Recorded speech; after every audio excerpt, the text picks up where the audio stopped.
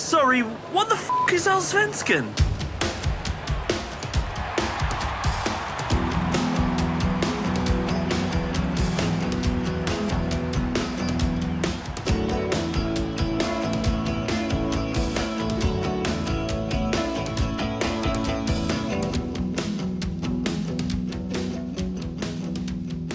Hello, everybody.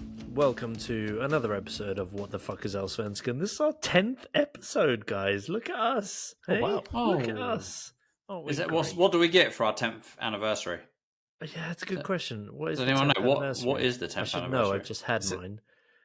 Is it like one of Paper? those which is like coal or something like that?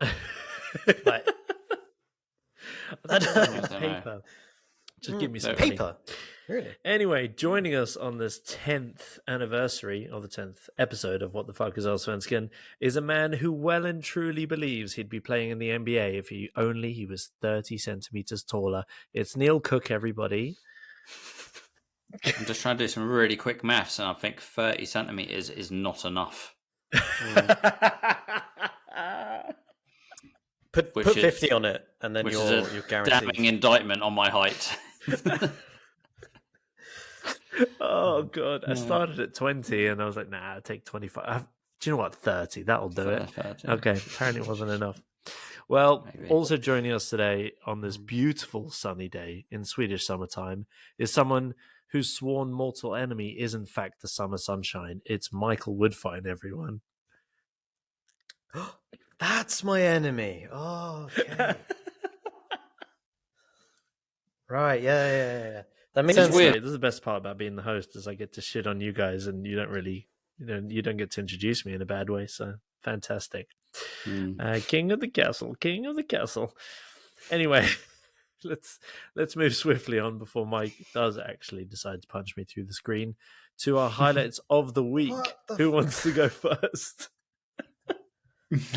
Mike, I woke up today and chose violence. I'm sorry, but yeah. Do you want to kick us off with the highlight of the week? Kicking out. Well, that's a bit violent, isn't it? Jesus. Jesus, Andy. All right. Lots of trigger words today, isn't it? Yeah. So yeah, this was a great weekend in the Allsvenskan for highlights and stuff. A lot of bizarre moments, like the Kurtulus Ham ball, which I'm sure we'll talk about a bit later. But for me, it's got to be the Degerfors celebrations at the end of their victory over AIK. Yeah, the whole team and coaching staff all linked hands and went into a giant circle and started Did they dancing sing around. Kumbaya? Potentially, they started dancing around some sort of that dragon, which is their mascot, and it's just incredibly bizarre. You would never see like the Arsenal team running around Gunnosaurus. But was it a bit? Circle. Yeah. But was it a bit like Swedes? They've got this weird tradition at midsummer. Oh, yes. Where they put up They a did big the frog penis in dance. the ground and they dance around like frogs. Now, this is going to sound really bizarre to anyone that's not Swedish, but they literally dance around shouting small frogs, and leaping about a big penis. It's quite bizarre, isn't it? The worst part is you have to decorate the giant penis for like 3 hours before you dance around the giant penis. So. With flowery pubes. Oh, God. Every year, honestly, my friends in the UK, every year they look forward to me putting up Instagram stories or something about the midsummer festivities because every year it never fails to surprise them how bizarre the tradition is.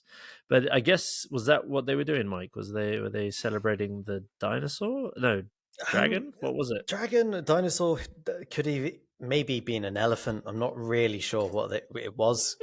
But I do know that, if you take Gunnosaurus over to Degerfors, maybe, those two would get along quite well. But yeah, it was amazing. It was amazing scenes. Really bizarre. Well, I didn't leave the game on long enough to see that, unfortunately. But I kind of want to go back and watch it. Mm-hmm. Oh, brilliant. What a highlight. Neil, what was yours? Apart from frantically Googling Degerfors' mascot to see how you can get an elephant confused with a dragon. But it's I don't know. Look at it from the back. I would have gone... Sensational. I don't know where to start with that. I would have gone hippo mixed with a dragon. I don't know if I can go elephant. The ears are very big. They're also yellow. Don't have ears. Yeah, the yellow ears. Sorry. What is going on today? Yeah. If we have any hope of finishing this podcast, I'm going to go my non-footballing highlight of the week, although it is a football highlight of the week, is that my youngest daughter started her football career with her first matches this weekend. Yes. So that was good. The weather was shining. She scored a couple of goals. Her team got absolutely hammered in every match, but she scored a couple. And the typical selfish father that I am, that's what I celebrated at the end of the day. Right, exactly. Were you full on soccer dad? Oh, soccer dad! What is wrong with me? Oh God! Soccer time to dad. quit the podcast. Right, sorry, Andy. guys. I'm removing myself dad. from this podcast after that. Oh Jesus! You guys are gonna have to carry on without me. That was horrific. Were you stereotypical football dad on the sideline going "fucking get in" when your 6-year-old scores a goal? I definitely cheered a lot when she scored. No. I love those games because when they first start playing football, the scores can be like 18-4 or something absolutely mind-boggling. It's pure entertainment. Honestly, maybe we should start a podcast about like youth football. I mean, be goals galore. Mind you, the Allsvenskan does provide us with enough highlights that are akin to there's enough soccer youth match. football moments in the Allsvenskan for us not to need to bother. But my Allsvenskan highlight of the week was that Hammarby's director of football, or sportschef, Jesper Jansson, lasted 2 days of Andy being a Hammarby fan before he decided to quit the club. That's what he got. He's like, oh no, this idiot's on board. I am out of here. I'm gone. Oh dear. So yeah, but Jesper Jansson left. It was also 3 days after he came on stage and told us the teams like 15 minutes before they were officially announced. But and got it wrong. He got it wrong as well, though. Yeah. But he an hour and a half before the match as well. Yeah, he quit because the job was too high pressured for him. He said he didn't want to get burnout. Now I'm thinking, if you take on the job of a sporting director of a professional football club, you should be pretty in the know that it's not going to be a chilled job where you can work from home. Do you know what I mean? It's probably fairly full on. But anyway, he's buggered off. He's gone. Maybe that's what Hammarby need, because this season has not been what many had hoped it would be. Well, my highlight of the week was also from the same match, the Gothenburg-Hammarby match, but it was actually on the Gothenburg side. It was Tengrid's outfit. Okay, sorry, and this is going to make me sound really old. I really realize this, but he looked like he was about to open for Tio's or something ridiculous. He was dressed in what can only be described as like a weekday special. It's like he'd got off on his shift from weekday and gone straight to managing the Gothenburg team in the Hammarby match. Now, I'm a little bit old school when it comes to football managers. I like my managers in full kit, unless they're Spanish. Then they can get away with the smart casual like Pep and Arteta. But no, he looked like he was a backup dancer for Marcus and Martinez, or those little pop kids that my kids listen to. What was he wearing? Because now I sound super old. He's wearing like an oversized creamy white shirt, like thick, heavy-weighted T-shirt, and then just like black chinos and white sneakers. Like he didn't look like he was managing the Allsvenskan. And maybe again, back in my days when I was a little boy, managers were full kit wankers. They were in boots and everything. Like I say, exception for the Spanish trainers. They're allowed to be, a little bit smart casual, and the Italians as well. And the French. You can't forget about Arsene Wenger. And this is true. Impeccably But he also had that ridiculous jacket as well. And his early training days, he was 100% in boots and kit. But yeah, anyway, that's my highlight of the week, is seeing him standing on the sideline looking like he's a backup dancer rather than a manager for a football team. But yes, moving swiftly on from that analogy, which made me sound like a 45-year-old man, or 55-year-old man even. Let's jump into the Malmo versus BK Bush extravaganza, the game of the week. And let's kick it off with the 10-word or less review. Mike, you're looking shaky. Do you want to kick us off? Yeah, I can kick us off. I mean, I'm not going to go out of the box. I'm not going to go too far away from the match here, because I've been accused of that before. So what I am going to do, this is my 10 words or less review. Malmo 2, Häcken 2. That's it. Wait, hold on. I mean, Neil, what were your thoughts on that review? The problem is that he's not wrong, is he? He's nailed it. Thanks. It was Malmo 2, Häcken 2. I knew you'd finally, after I've been trying all this time to try and find something that you would agree with, that would you would understand. And I think I've got there right with this. It is right. Mike, you're supposed to be impressing me, not Neil. I'm the judge of this here competition. I know that Neil's got the vast majority of his party behind him, pushing votes in through the Senate. So the Neil Cook 7. Yeah. No, I feel like it's a political party in the making. Yeah, and that's where the power is. So I have to. Sorry, I'm trying to press Neil now. I'm with you. Let's see what the judge says. But Neil, can you possibly top that review? I just want one more critical point is that he had 6 words left of this review. I feel like he could have added in the goal scorers as well, just to really hit home. Neil, this is why you're the master, and this is why you get paid the big bucks. Okay, I'll make a note of that for next week. So next week. All right. Show us how it's done.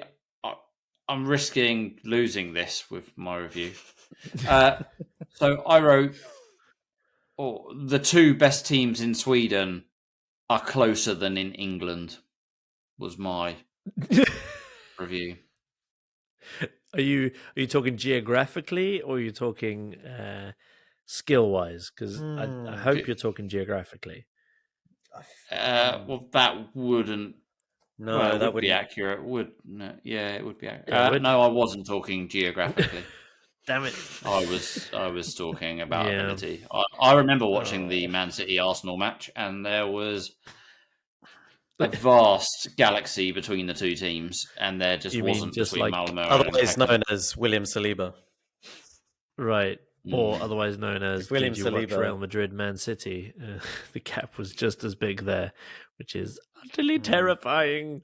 Maybe Malmo the team to stop them. Actually, no, they drew with Häcken. Yeah, scrap that. Okay, Neil. I hate to say it, but I think just given the amount of time you put in that versus the amount of time I think Mike put into his review, I'm going to say that Neil Cook is the champion again. And that makes it 7-3. And that is the end of the 10-word or less competition. Yeah, I thought I'd drop that bombshell on you. Can I just say, you've given him points for belittling Arsenal. This is, Neil is, what's the term that people use now? Neil's cucked you here. I've got to say, I thought we'd talk about a lot on this podcast, but I didn't think me cucking Andy would be one of them. Oh, God. What has my life become? Just close your eyes a little bit and think of that image. But yeah. Oh, God. Oh, well, now I regret my decision, but it can't be undone. Neil is the champion. The 10-word or less review has come to an end. And everybody listening, you can feel like this has come to an end because I'm winning. Like, okay, let's stop the fantasy football league because I'm losing. No, it doesn't work like that, Neil, because I'm winning. No. Oh, you know, are you back in the lead? No, he's not. Yeah, I think so. He's third. Well, third, yeah, but third out of us. I'm first of us. Ah. Let's be honest. Nonsense. We're just comparing. We're not competing against the Swedes here. I am ahead. I'm actually not in 6th place anymore. I'm in 5th. Are you? Oh, congratulations, Neil. No, no. From the guy who played a week less than us. But yeah, no, it's good. It's good.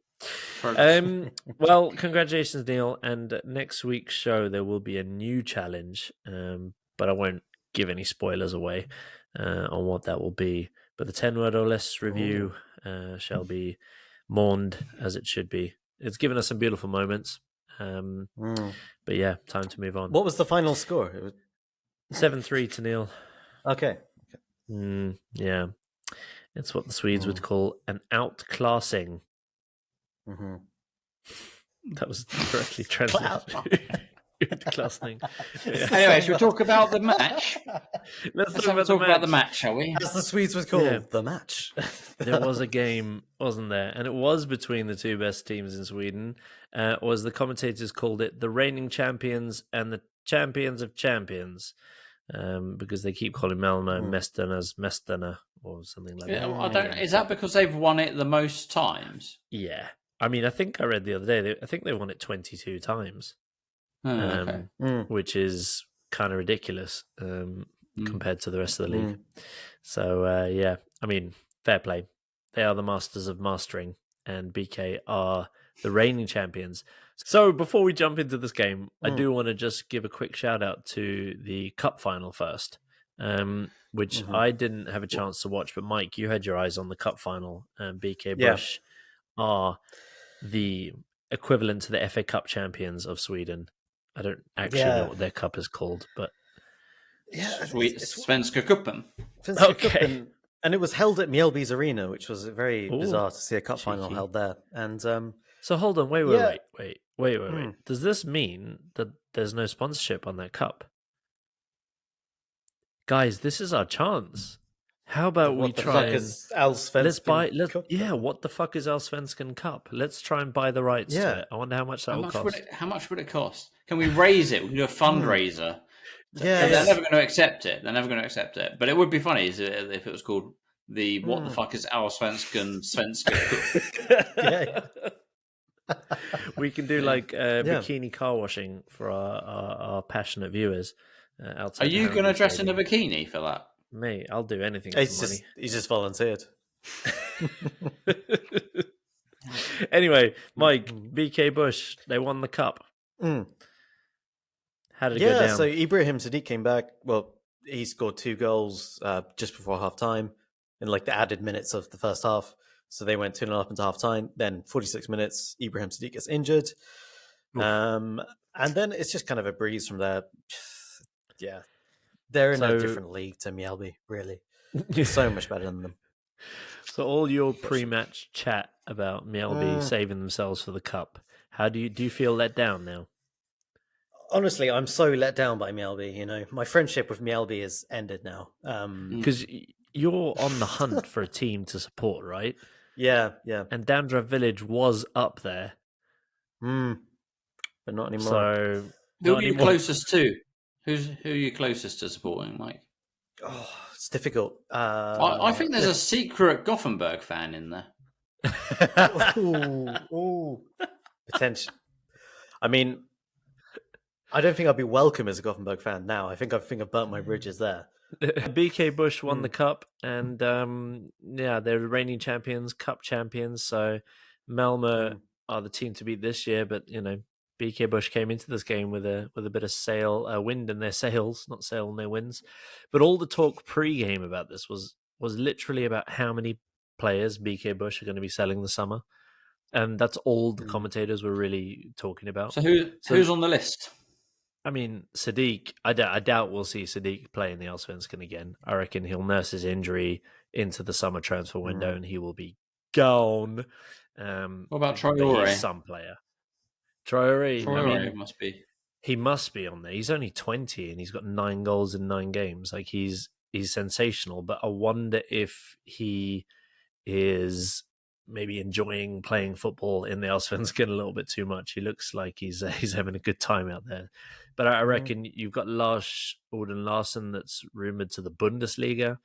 You've got one of the Gustafssons. Seaman? No, Samuel. One of them. Yeah. 10 weeks in, guys, and we don't know who the Gustafssons are in the midfield of PK. No. Let's take our wins here. We knew that there was a Gustafsson in the team. No, we knew there were two. That's they're brothers as well. Yeah, exactly. There you go. So you two knew there were two Gustafssons in the team. That's brilliant. Well done, mate, guys. we do our research on this pod. You know what I mean? But yeah, no. So I was listening to this talk beforehand, and I'm sure it's inevitable that they will lose players. But the question is, are they going to replace them with players of a similar ilk or similar quality? Or will this be like the golden generation that had their one-off moment and then fall back into some sort of Tottenham-esque mediocrity? You can make that joke if you want, but instead of using correct English, you've gone full Scandinavian and claimed that they're going to sign players of the correct ilk, which is an animal, instead of correct ilk. So don't give me that shit. Oh, mate, I need You've to get been to bed. proper Swedenized. I got really Moose on hope the they mind, replace their players with the correct Moose standard. But the thing is Samuel Gustafsson a similar moose to... Well on Andy, trying to give me shit. Send me back to England, please. I'm losing the ability to speak. Well, anyway, enough about mooses. Let's see how many players BK Bush are going to actually be able to keep in this upcoming transfer window, because it's going to be a tight race until at least the summer. But yeah, we'll see. I'll also jump in talking straight about away to players that from this game that might lose. Sorry,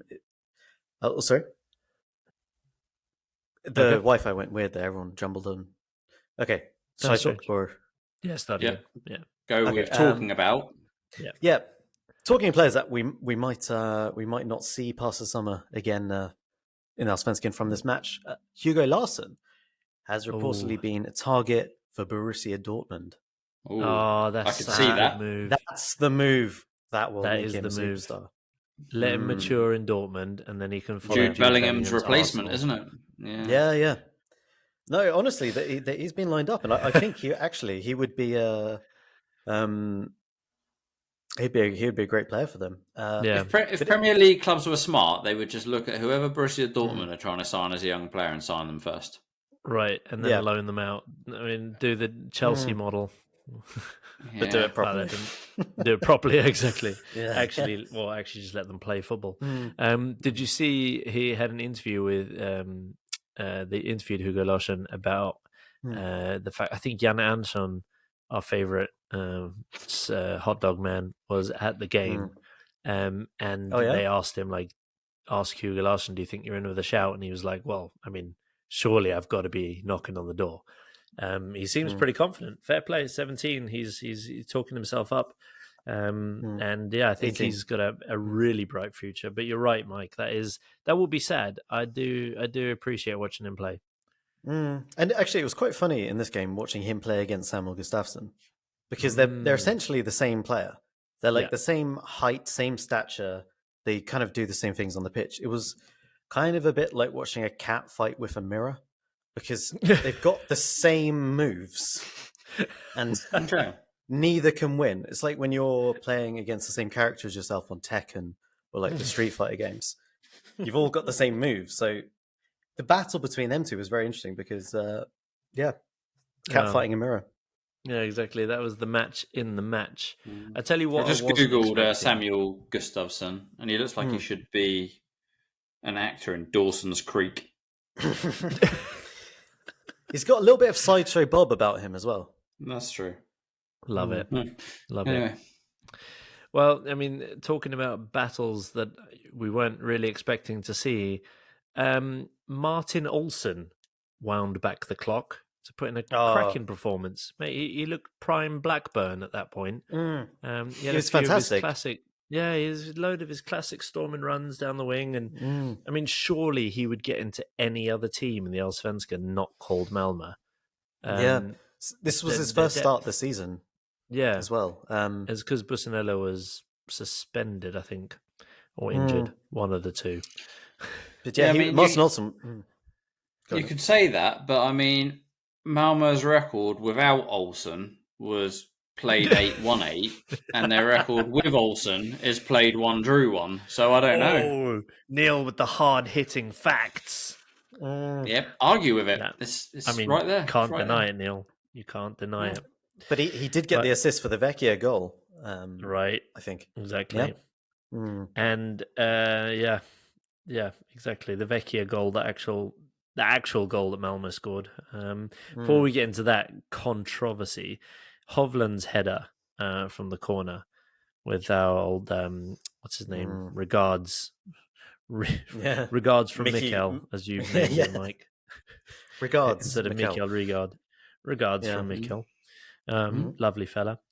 Brilliant corner. Towering header. And now BK Bush has scored from 6 corners this year, which I was going to quiz you on, but Mike already knew the stat, so that ruined that one. Good unfortunately. And Hovland has 3 of those goals as well. There you go. Yeah. And Rigard got a goal and assist in the cup final. And today he got, well, not today, but in the game of the week, he got 2 assists. So he's on fire at the moment. He's brilliant. And his the passing move, like his assist for Benny Traore's goal was absolutely brilliant. It was just 3 passes and they were through. Cut through them like a butter. And it was a beautiful finish from Benny Traore. Honestly, 9 in 9. That is sensational form. And they cut Malmö to ribbons at that point. And I thought they were actually going to win the game then. Yeah, and the second half, I've got to say, was probably some of the best football I've seen all season. And this isn't just Allsvenskan football. This is Premier League as well. The second half was so good. It was end to end the whole time. It was... You kind of felt at the beginning that Häcken might win it, but then it just became... it was all up in the air. For me, it was a little bit of a City-Liverpool sort of a vibe to it. I'm not saying the quality was the same, but in that Malmö had a little bit more of the ball, a bit like City would do, and try and build up the play, whereas Häcken sort of just attack with like ferocity, like Liverpool would do, and just throw people forward, and you're just in mad panic when it's happening. So it had that sort of vibe to it for me. Yeah. Yeah, no, for sure, I think that's it's a pretty decent analogy because Häcken always looked dangerous, but Malmö never really seemed too phased, and they managed to pull back an equaliser. Well, I don't know if you can call it an equaliser. This was very odd. So I didn't realise that Allsvenskan didn't have any goal line cameras or goal line technology. This was news to me. So when the commentators were going absolutely off their tits, going, "It's a goal. It bounced in the goal. Wait, or is it a goal? It is a goal. It's not a goal. Yes, it's a goal. It's a goal. Yes, no. Yes, it's a goal." Like they were fucking clueless. And he went on for like 2 minutes. So if we just do a quick vote, who thinks it was a goal? Me. Mike thinks it was in. Yeah, I don't think it was in. No, I definitely don't think it was in. Now, so Lund is clearing this on the line, right? And you see one of his feet is on the line. The other leg is sticking into the goal. Yeah. So either his leg is it's not going sideways, it's going forward. So he's hooking it back over. So I think otherwise, there's no place for his leg to be. Yeah. So I think before the World Cup happened, where that whole Japan-Germany situation turned up with the ball being over the byline, I think I definitely would have said it was a goal. But now that sort of it gave the basis behind the argument, I don't think it was completely over the line. The craziest thing is, we're never going to know. Like, and that is insane. Like, I can't get over the fact that It's one of the basics. Since 1966, we've known that it's quite controversial. If the ball looks like it's in, but it might not actually be in, we would have still won the World Cup then anyway. But you know what I mean? It's been well, years. 2010, we would have won the World Cup if Frank Lampard's goal against Frankie Germany went in. Exactly. Yeah. Which was so clearly over the line. That was crystal. This one, I know it's a that lot was more like- difficult. Yeah, This they one was a actually lot played. closer. They played the audio from the officials Yes. in the build-up to the Allsvenskan Norrköping game, and the linesman goes goal, goal, goal, goal, goal, goal, goal. Well, maul, and runs back to the halfway line. Yeah. So he's the one who's given it. Yeah. And the referee's saying, "Are you 100% sure? Are you really sure? Are you sure?" And then they give it. So the referee didn't see it at all. It was just that was on the linesman. Yeah. If anyone wants to watch one of the worst decisions ever, there's an old Tottenham goal by a player called Pedro Mendes against Man United. And I think it was Roy Carroll in goal, weirdly. And he hits it from pretty far out. He might even be closer to the halfway line. But look up the goal. It's a wonder how it wasn't given. It would have been like an equaliser in the 85th minute or something, quite late in the match. And it wasn't given. And it's so far over the line. But yeah, that's one of my worst non-given goals for those. That sounds like a very core memory in your life, Neil. It was quite bitter at the time, for sure. Well, anyway, the match finished 2-2. Both teams look like the only two teams in the Allsvenskan with any real shout of winning the league. And I think it's going to be interesting to watch the second meeting of these two teams. And let's just hope BK Bush haven't surrendered their entire team. And just fade away and let Malmö stroll to the title. It would have been a massive dent if they could have got the 2-1 over the line, but Malmö had the gods on their side. Moving on. But we got to talk about the Christiansen tackles, surely. On the 74th minute, he tries to snap Gustafsson's leg in half. It's halfway up his leg, studs up, goes in, a lot of pace. That is a clear red card as well. It's a brutal. Looks fine to me. It's one of those things where it definitely looks worse in slow motion. Neil, you love a good tackle like that, and also Neil's a Malmö fan. Don't forget. But honestly, Neil, he gets him pretty high. I mean, I don't think it's on purpose. Oh, it is. Christensen at that point, you got to see he's really riled up at that point, and he goes and charges him down. And then I think the funniest thing about this was Christiansen's interview with Discovery after the match. Oh, yes. It was so good. Because I've been waiting for someone to really snap at Discovery Plus because they're a bunch of assholes when it comes to the interviews. And he just went at them, really went at them. It was bloody hilarious watching it. Struggling to understand the Danish, but I got the gist of it that he basically... That's my best Danish. He basically accused them of always chatting shit about him. And sort of oh, you're always saying that I'm diving or playing the game with my own rules and so on. So I'm fed up with... And he went, at one point, a little bit of racism, technically. He went... He went, oh, you say all this stuff behind my back, but you never say it to me. Like, typical Swede. Typical Swedes. But that, I mean, that he's underlines... not wrong there, though, is he? He's not wrong, because that underlines a massive difference between the Danes and the Swedes. I've worked, obviously, with a lot of Swedes and a lot of Danes, and the Danes will tell you to your face that you're a dick, and the Swedes, you'll find out 6 months later. So, no, I mean, he's not wrong, and he did go in at Discovery Plus, and the guy interviewing him was like, he got a bit defensive. He was like, what do you mean you? What do you mean you? And he was like, and he literally called him out. He said, Discovery Plus, you were the guys that just talk shit all the time. But the guy, because he said that comment about saying it behind my back. And he went, yeah, but now I'm saying it to your face. Yeah, it was true. It was good. It was good little row. Good little row. It was nice. Yeah.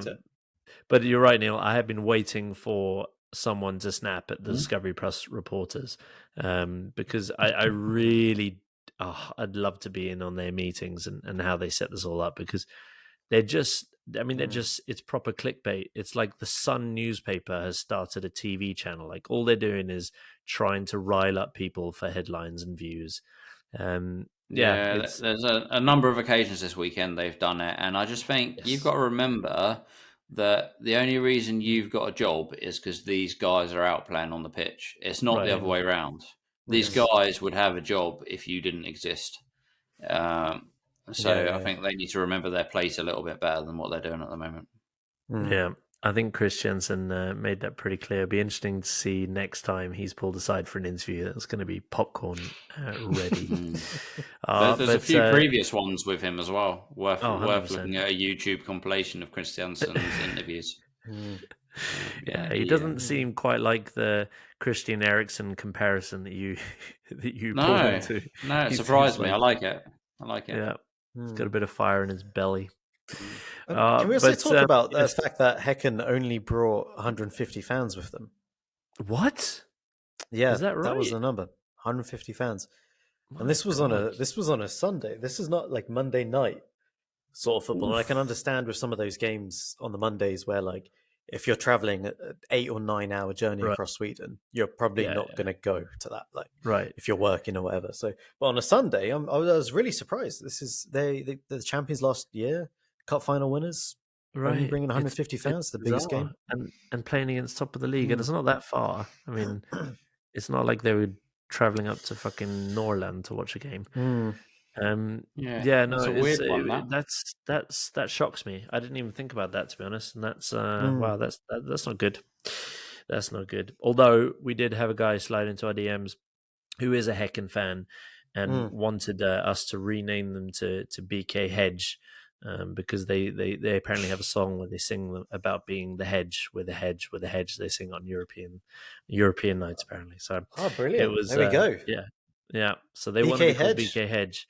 But I don't know. I think it's so ingrained in my head as BK Bush. I'm not sure if I can do it. Such good people that we are, and we obviously like to listen to our listeners. This guy can go fuck himself. BK Bush all the way.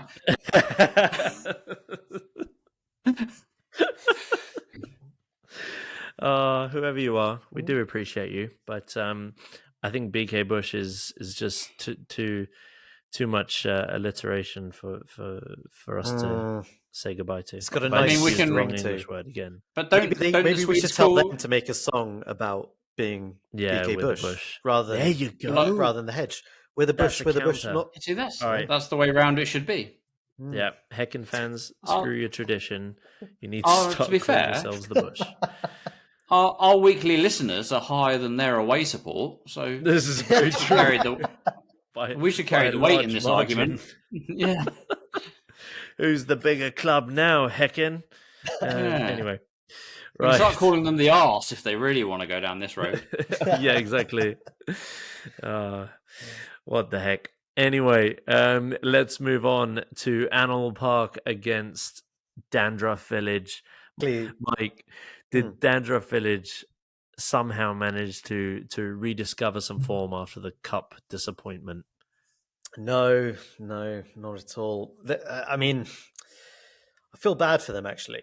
Okay, because in this game there was the biggest news, and I guess the biggest talking point from this game, although there were 2 incredible goals, which I will talk about, was that Tommy Vio, Animal Park's goalkeeper, headbutted, or rather attempted headbutt, and maybe gave a shoulder to the face of Herman Johansson in the penalty area after Johansson was like trying to slow him down to stop a counter.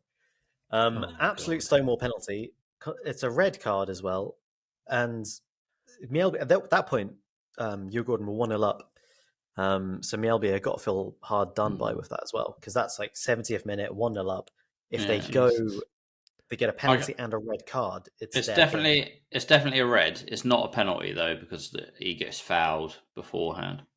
So the Mjällby player, the Mjällby player holds him back to before, so he can't throw the ball out. So it's definitely a foul. With VAR, I think they would have picked that up on him. Yeah. Definitely with VAR, but you can't headbutt people.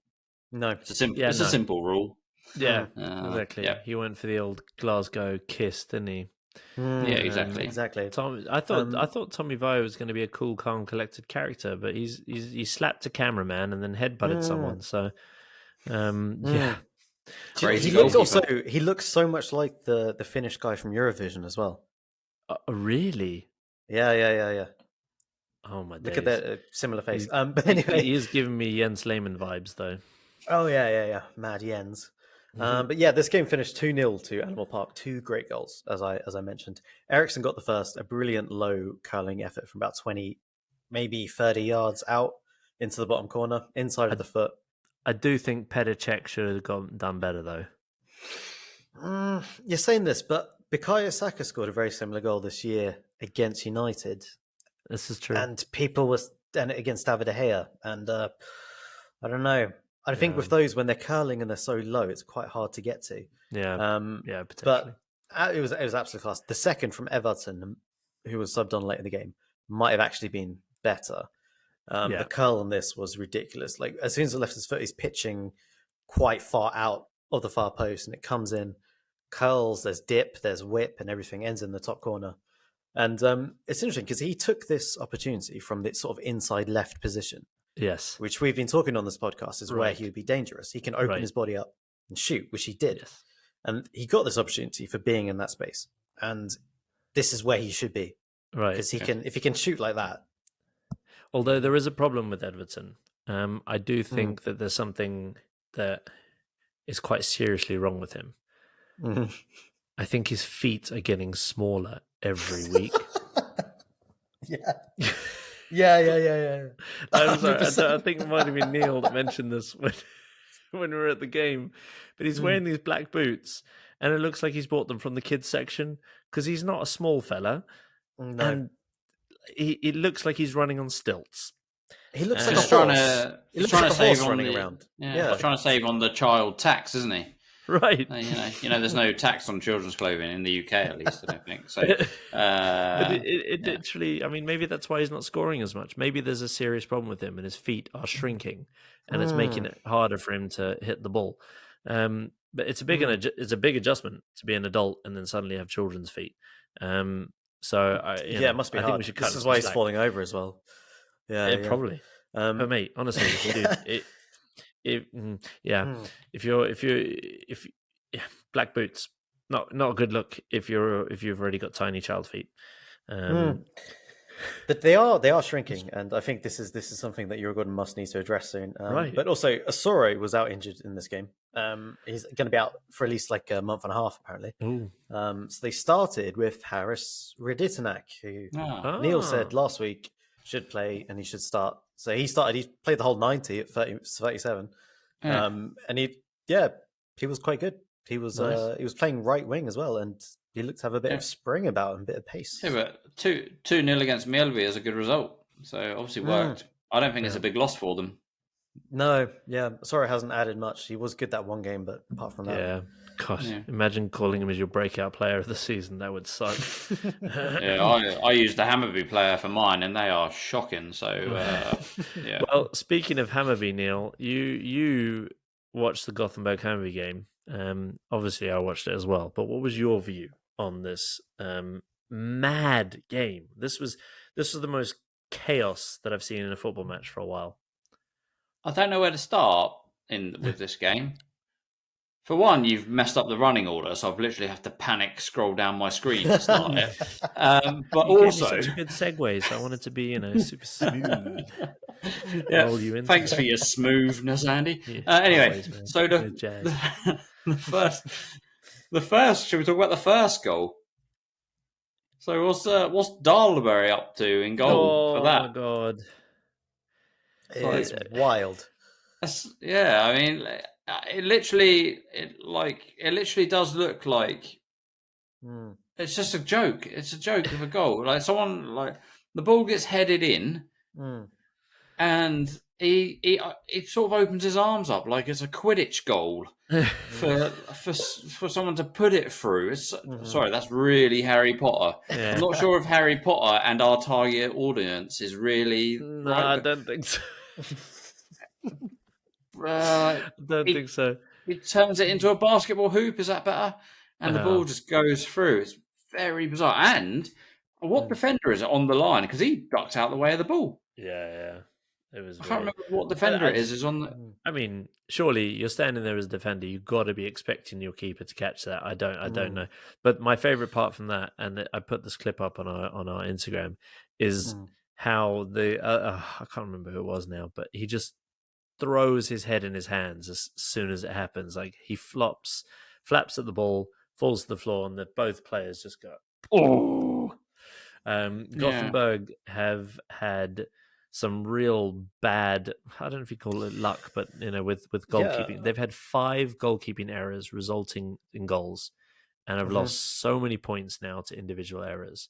Last week, obviously, there was the error with Dahlberg again, and the Beyonce assist. Yeah, with the Beyonce assist, exactly. The guy that played before him, whose name Benediktsson, right? He made about 3 errors leading the goal. So, I'm not sure. If you look up Butterfingers in the dictionary, you'll see a picture of Dahlberg, because this was absolutely horrific. But Neil, are you just going to gloss over the penalty incident before this? I mean, as a Hammarby fan, I'm happy to just move past this. But Are you talking about Kurtulus? Yes. Because he has had a very interesting game, hasn't he? Ooh. This is one of the most bizarre things I've ever seen. So let's talk it through first. So it looks like the ball is going to roll out for a goal kick. Kurtulus turns his back and starts jogging upfield. And then the keeper collects the ball before the ball actually goes out. And then Kurtulus thinks, actually, I'm going to turn around and take this goal kick. Puts his hand on the ball to place it, to stop the ball before you take a kick, which is what you're supposed to do, and then kicks off. But the ref doesn't notice it. I mean, how? And the game continues. The players don't notice it. The players don't notice it either, and the fans don't notice it. No one protests. No, I don't get it. So weird. It was. But this reminds me. Bizarre. That reminded me of an incident when I played football back in England.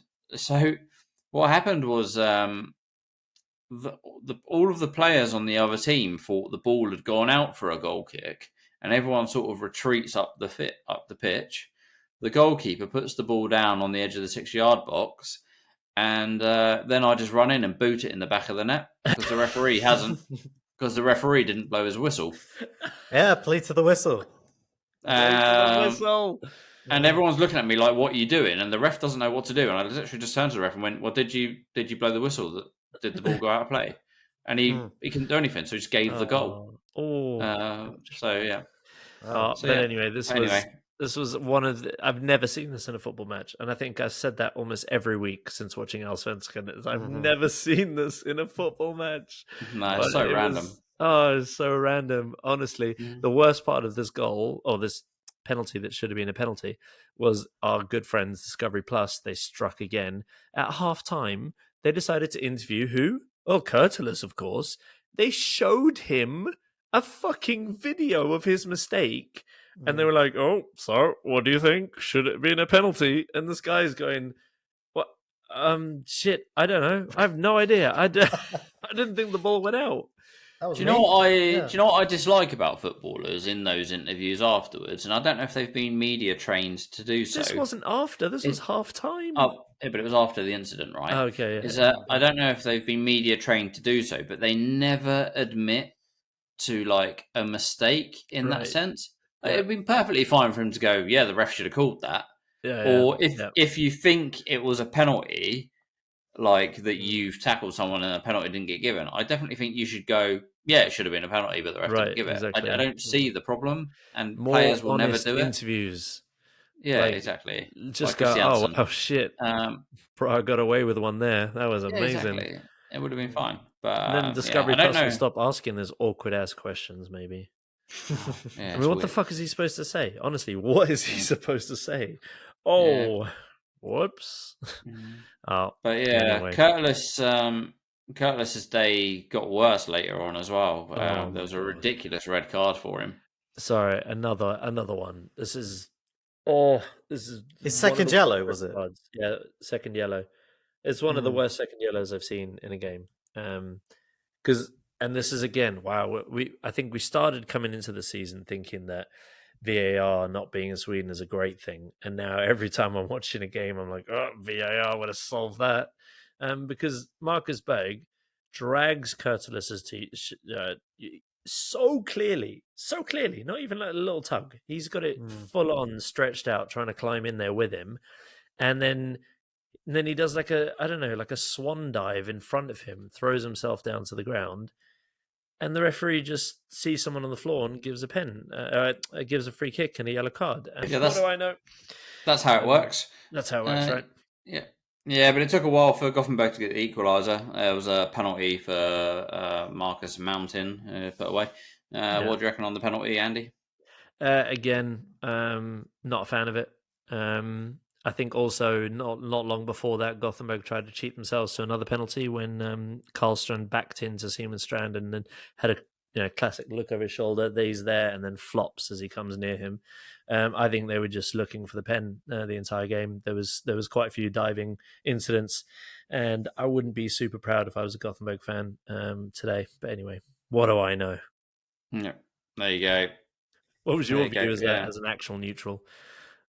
Yeah, I don't know. They get given, they don't get given. So it's a weird one, isn't it? It's a fun. But yeah, it's another game for Hammarby where they have a low percentage of possession and they don't lose. Yeah, it's interesting. It is. It's all a bit Jose Mourinho, isn't it? Yeah, well, it is without the winning. It's like mid-table mediocrity. They won last week. They won last week. Mid-table mediocrity this season. I think that's where it's going to be. Speaking of mid-table mediocrity, how about that for a segue? How about we talk about Bromma against Varberg boys? What do you reckon, then, Andy? You had an eye on this game. I think Bromma are very exciting this year. I think mid-table mediocrity was a bit of a insult for them. Maybe they're pushing Europe at the moment.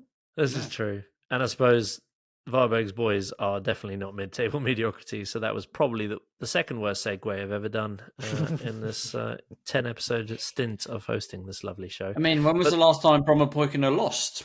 This is true. They've won 4 out of the last 5. It's actually Philip Siklev.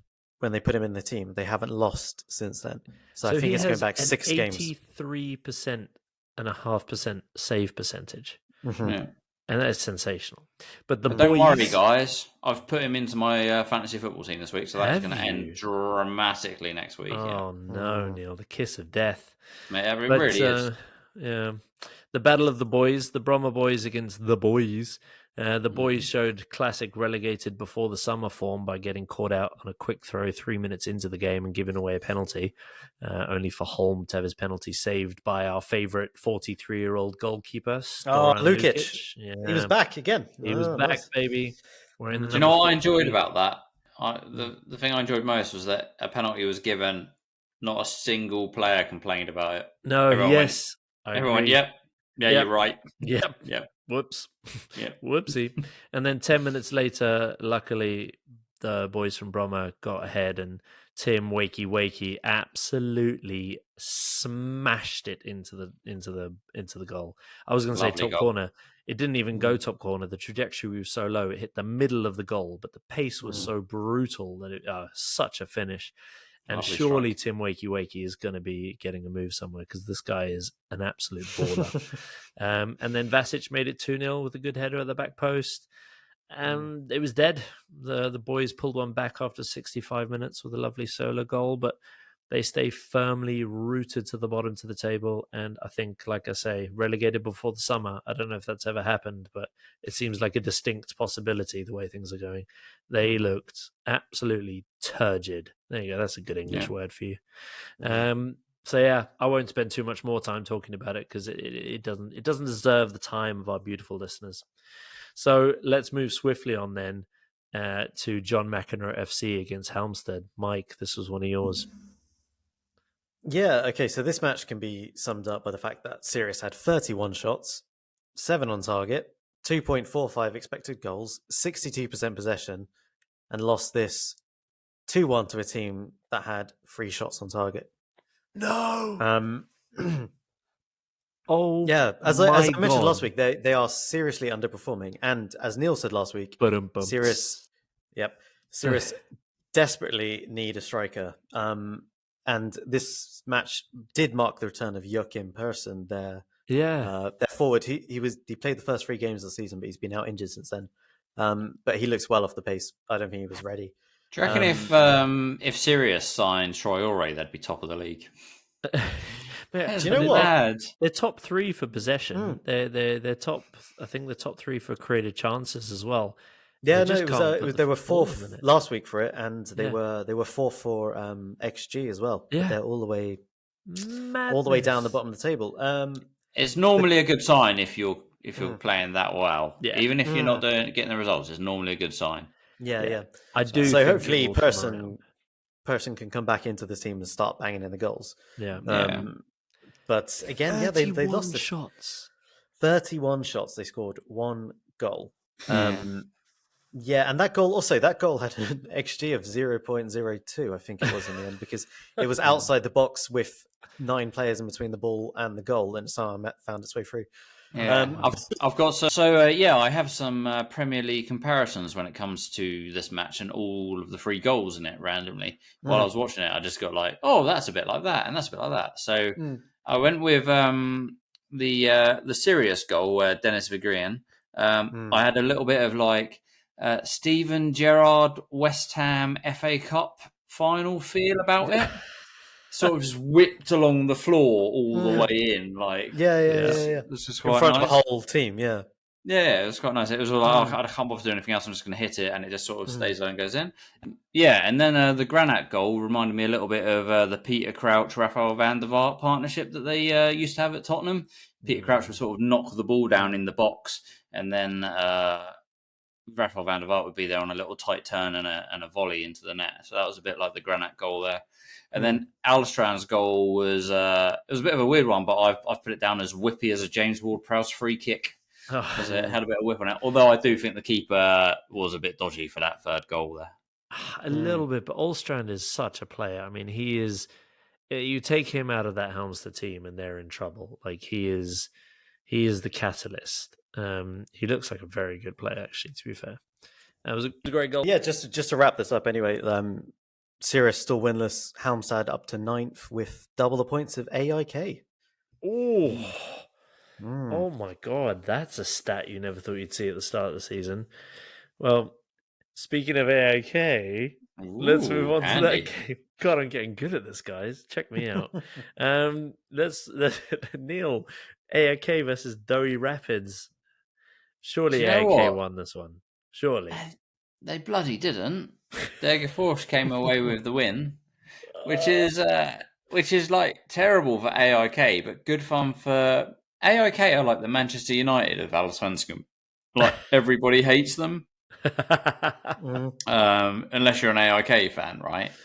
The first goal was a penalty. Has anyone seen this incident? Keita sort of the ball falls down from across, and he can't really get his hands sorted. It's a really weird one. He puts his hands in front of his face, and parries the ball down, and then tries to head it after he's already hit the ball. It's really like he's got everything confused. It looks really uncoordinated, basically.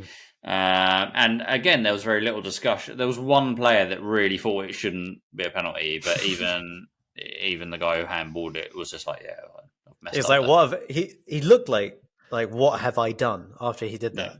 He just kind of looked at the floor, puts his hand, like, what have I just done there? Yeah, Sissoko Champions League final. Why? Yes.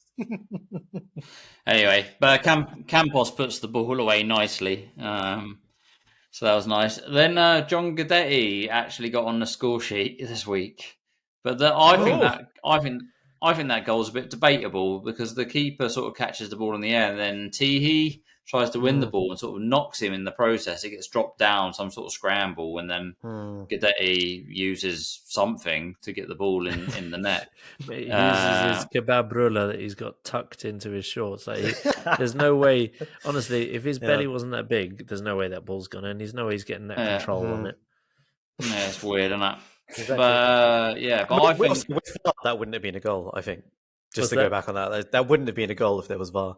It would have been a foul on the goalkeeper. Yeah, the goalkeepers union would have come out for that one. Yeah, I think. Exactly. Can't touch the goalies. But I suppose actually I'm quite happy to see keepers get less protection because I think they get away with murder. Yeah, you've always been on about this. Actually. Yeah, I really just like it. Yeah, I really just like it. Yep, but then the ref actually gives a penalty to AOK, which looks like a pretty bad decision from the referee. And I was watching it thinking, are they really gonna give this? But then the linesman actually reverses the decision. Is this on Nigel Farage?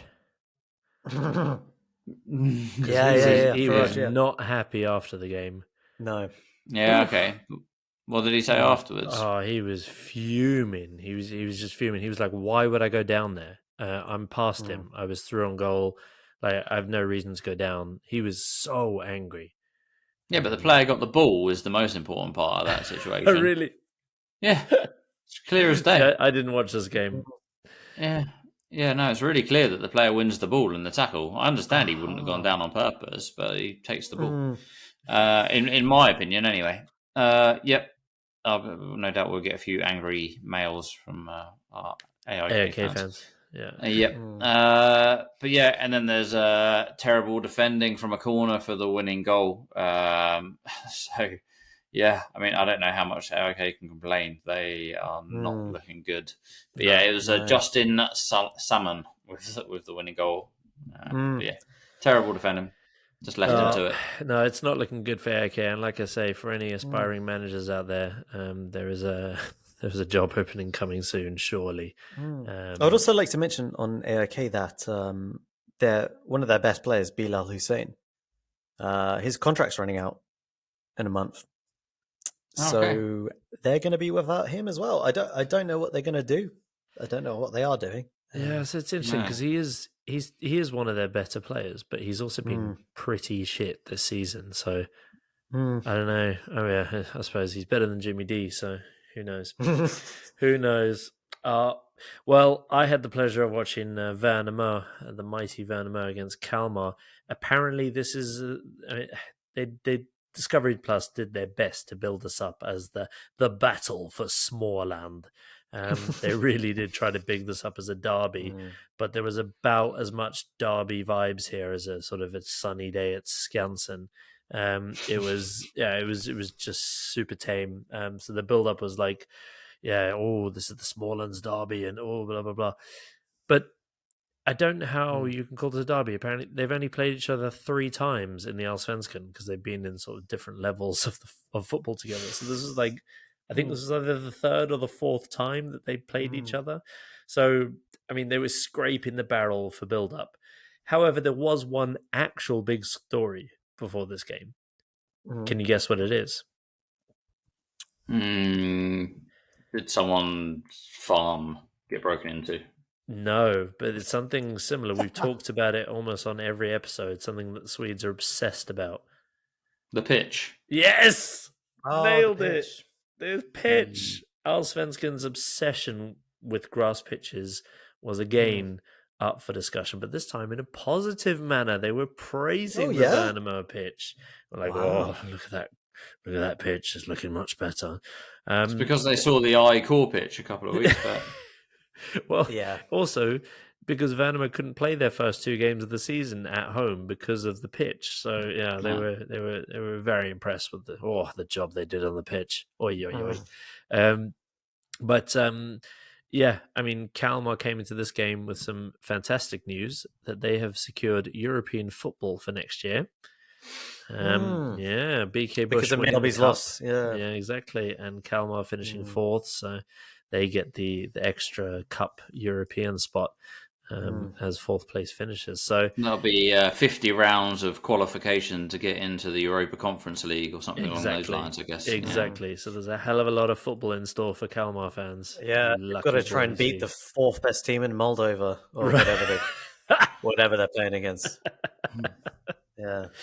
Oh, but this game was so bad. Honestly, I want that 90 minutes of my life back. The only goal of the game came from a substitute. Only girl. The only girl of the She's got some game. girls, chaps. Bloody nice girl. Yeah, I want to score some girls of the ilk that I like. What's going on? So the only girl of the game was by Noah Shamone. Shamone. That was my best LEG impression. Yeah, Noah Shamone, not LEG. What was the guy called that used to do Michael this? Jackson. Shimone. Michael Jackson. No, it's the guy who used to wear the Michael Jackson mask. Right. Oh, we're talking proper British humour now. Every Swede is tuned out now. But anyway, Noah Shamone scored 60 seconds after coming on the pitch, and that was it. That was all that happened in this game. It was diabolical. But Kalmar win. They, carry on. Värnamo. I'm a little bit worried about Värnamo. They're a small club. Now, what do you guys think most clubs... Wait, hold on. Let me rephrase that. I'm a little bit worried about Värnamo because they are a small club. I'm going to ask you guys now a question. What do you think is the biggest source of revenue for clubs in Sweden? Their youth teams. Youth teams, Mike? I'm going to say Jan Andersson's Matchkorv proceeds. The Korv sales. Well, you're close. It's actually ticket sales, right? So ticket sales are the biggest income stream for Allsvenskan clubs. Not Europe. Well, of course, if they get far in Europe, then obviously that dwarfs it, but that's unlikely. So Värnamo last season averaged 3,300 spectators per home game, which is not great. It's not terrible. This season is down to 1,700. So that's half of their revenue. And bearing in mind... What's happened? Yeah, bearing in mind 2 games they've had to play in Borås, so obviously that affects the turnout. But that's not good. Last season they were newly promoted, so there was sort of some excitement, I guess. But as a fan in Sweden, you have a unique opportunity to actually really help your club by buying tickets to the games because of how big a proportion of the income that is, the gate receipts. So if I buy a season ticket for Arsenal, it doesn't make a blind bit of difference because there's 50,000 people waiting to buy that same ticket who'll probably pay more money for it.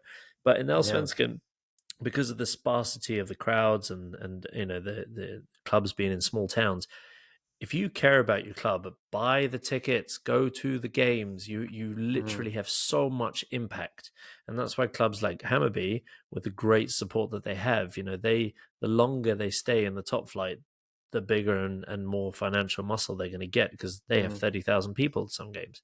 If you're losing 50% of your spectators, that's not a good trend. So Värnamo fans, come on, support your club. I want to see them. They play nice football. Let's try and keep them in the Allsvenskan because it's a slippery slope once you stop going to the games. But anyway, apart from that, nothing happened. Noah Shamone scored 1-0. Bish bash bosh. Let's move on. we got a good game coming up now, though, haven't we? Norrköping are actually statistically one of the worst passers in this division. Okay, they're in 14th place, which is really bizarre. I wasn't expecting this. No, considering the quality in that team. Yeah, exactly. And so Sigurdsson opens the scoring 28 minutes in through an indirect free kick about 35 yards out. Somehow finds its way in the net, bounces. Bad defending, bad goalkeeping. Well, yeah, I agree, but I also disagree because I've been in that position as a goalkeeper and as a centre-back. And this is, the ball in is so good. It is an absolute nightmare because as a goalkeeper, you literally just have to stand there and hope someone headers it so you don't look like an idiot because otherwise you have to react at the last second. Right. It's so hard. It's a very, very good ball in, but it's tough to see those goals being conceded by your team, that's for sure. Yeah, but this was a really good game. And after that, it was quite end to end. And then Ockels, the left winger, Ockels. Great name. Have you seen this guy? Jeppe Ockels is his name. He's a Dane, isn't he? Yeah. So anyway, Ockels and Cockles scored the equaliser. It was a criminal turn of the back from Eid.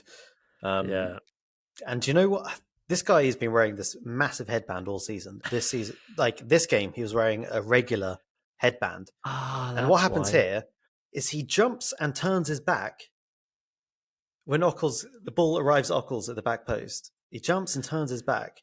Ockles just puts it kind of along the floor and into the goal. He doesn't see a thing because he's already jumped and turned his back. Maybe he's scared that his new headband isn't as good as his last one. Maybe the hair's in his eyes because he hasn't got enough, headband to protect. Yeah, exactly. And then, but it was a criminal turn the back from Eid. It kind of Ockles embarrasses him really by putting it in the back of the net. Okay. And then this was game on. This game was electric after this. Elfsborg really started to take control. Norrköping responded by kind of subbing their whole team off. They made 4 subs on the 80th minute. And then 5 minutes later, it was 2-1 to Allsvenskan. They completed the turnaround and it was game over. They move up to second with 7 wins from 7. They're a great team to watch. Only 3 points behind Malmo. It's funny that a team can win 7 in a row and out of 9 games and still be 3 points off the leaders. Malmo. But we talked earlier. We talked earlier that it might only be Häcken and Malmo going for this league. But are Elfsborg in for a shot with that sort of form? No, I think they are. They are in the summer. So they're going to lose on Draker, but they will have money to bring in a new player if they can actually convince someone to come and play in the Allsvenskan. Yeah, and you know what? We spoke a few episodes ago about how like players returning to Allsvenskan after playing in Europe for most of their career aren't up to it anymore. And they had a nice documentary about this before this game. And they were saying that Elfsborg can actually prove that you can do it well. They had an interview with the Elfsborg sporting director, and he mentioned that you have to understand the physical condition of the players you're bringing back. He said it out loud. Sorry. Was that or was that not a shot at John Guidetti and his kebab habit? Oh, and Jimmy Dermaz and a lot of them. Yeah. So, for example, they brought back a 33-year-old left back, Nicholas Holt, who used to play for them. He left Elfsborg, he went to play for Nice, Greece, and Hanover, and he's in perfect physical condition. He was run all day. And he was also a contender for man of the match today. He was really good. Yeah. Their right back also, Johan Larsson, who scored today, or it was an own goal. I'm not really sure. Own goal. Yeah. He left Elfsborg and has a wonderfully mirrored career path. So he plays for Elfsborg, Brøndby, Schwinjomp, Brøndby, Elfsborg. Mm-hmm. Sorry. So what was the middle team? Schwinjomp. Yeah, but I know who you mean. Do you want me to say it in an English accent? Yeah. Gingamp. Oh yeah. He played for Gingamp. Yeah, Gingamp. That's better. Yeah, so Elfsborg, Brøndby, Schwinjomp, Brøndby, Elfsborg. So it mirrors itself perfectly. Love it. But yeah, he's a great addition to the side. He's brought back as well there. He's 32. Not just for sentimental reasons. So the physical, you have to understand. Yeah. It's amazing that it's almost like you should do like a medical before you sign these players and sort of see what kind of nick they're in. Can you play more than 40 minutes? Yes. Okay. Good start. Can you run with both your legs? Good. Can you turn in a circle? John, mate, you're out. Sorry. Sorry, Johnny boy. Oh dear, oh dear, oh dear. Brilliant. So Elfsborg continue to make that third place their own. I mean, of course, they're in with a shout. They're in second. There was a good interview with one of their players whose name I now can't remember. Who said it must have been one of the returning players because I think it was the Larsson. Johan Larsson. I was here in 2012 and we had some unbelievable individual players. And this season we are just a well-oiled machine. And then he does call out Ondrejka. He says only really Ondrejka. And he says something like, not many players are sticking out. I suppose you can say Ondrejka is stuck out, but the rest of us are a well-oiled machine. So I think they're playing good team football, and they are going to be tough to beat for sure. And Good Johnson, the striker, obviously oldest son of Ida, he is a very, very unselfish player. Yeah. He puts himself into duels everywhere on the pitch, and he's not there in the box to finish off the chances, but he's always there winning the duels and making sure that players like Ondrejka and Ockles have the space they need. He's very unselfish. It's a bit like how Ida used to play it there. He wasn't always the top goal scorer in the team, but you'd want him in your team. 100%. 100%. No, I think it's a good analogy. And that wraps up this marathon series of reviews. This week is a strange one. There's 2 midweek games randomly, just thrown in there. Just 2 midweek games. No cup competition or anything to really give me some kind of clarity as to why there's 2 midweek games. Pulled out of game week 18, if that helps for any weird reason. Yeah, no, that does not help me at all. But yes, I guess anything's over Europe. I don't know. I don't know. It maybe it is. It's true. Actually, it is Häcken's game. So Häcken Djurgården. So maybe it could be. And it's Hammarby and the other one, right? But anyway, what do we know? So there are 2 midweek games, which we will throw into next week's episode as a little bonus for you. But what is our focus for next week's games going to be? Let's hear your case. Mike, what is your game of the week pick for next week? See, I know we said last week, no more Malmo, no more Hammarby games. I know we said this, but yeah, I'm going to go for Elfsborg Malmo. Ooh, okay. Elfsborg at home against Malmo, and they are, calling for the as upset? I just mentioned, I don't know. This is potential upset material. They are a great team. They are powerful going forwards. Maybe they can cause Malmo problems, but I don't know. Malmo are so good. They are exceptional. So for me, this is game of the week. Yep. Neil, what's your match that you're throwing into the mix?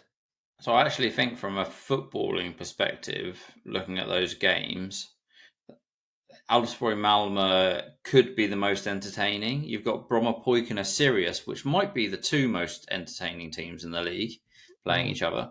But I'm actually going to go for Brännström's last game as an AIK manager. My game of the week will be Djurgården AIK to see the sacrificial lamb. Because that's surely got to be his last one when that is a huge match in Stockholm as well. Actually, a huge match, and I feel sorry. I almost feel sorry for the dude having to go through that as well, because he's going to get so much hatred when he loses it. Yeah, I know. Oh, when he loses it. Oh, okay.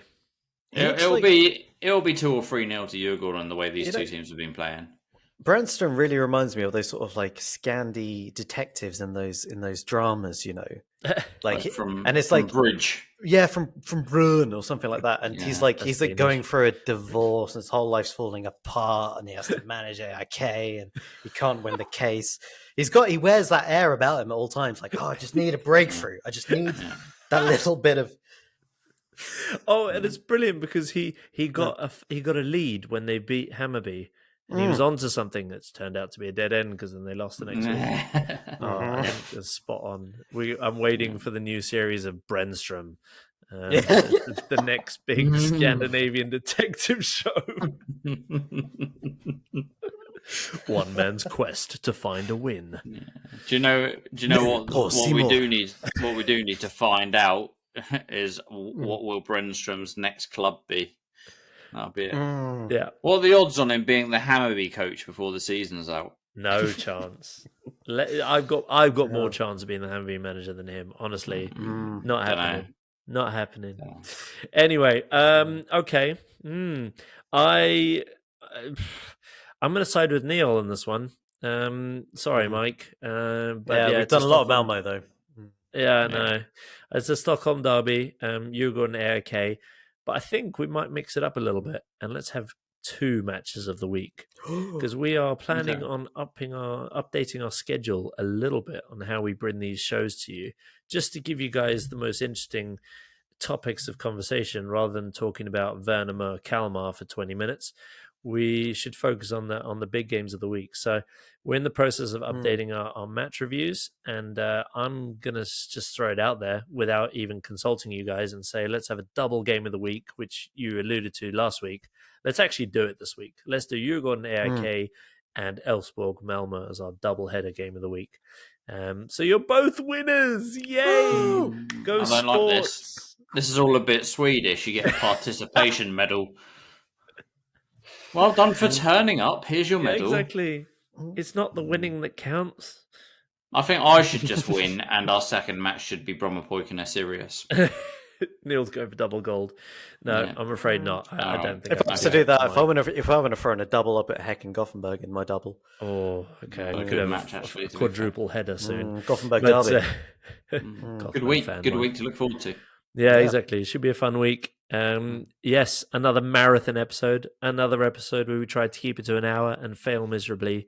Thank you for making it through. If you made it this far, we love you. If you didn't, we still love you.